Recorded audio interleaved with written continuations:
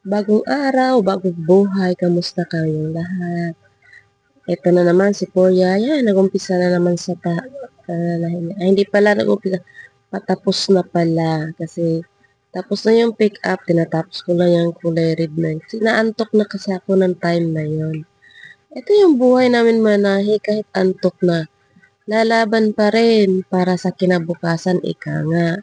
Kasi mahirap dito sa Manila pag hindi kami mananahe. Diyos ko, wala kami makain, bahay, tubig, lahat-lahat na, mahirap talaga.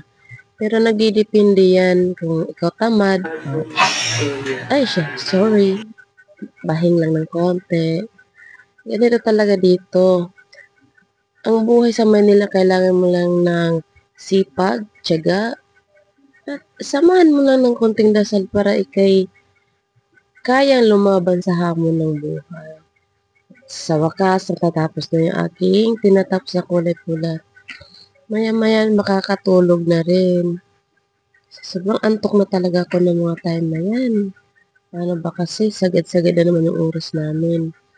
Kaya nagpapasalamat lang ako sa Panginoon na kahit papano, healthy pa rin kami dito mag-ina kahit minsan, sobrang pagod na sa trabaho. Kailangan lang talaga lumaban para sa kinabukasan. Wala, uy, kanta na hinuon ko. Bye guys. Salamat, salamat. Please share my video. Thank you everyone.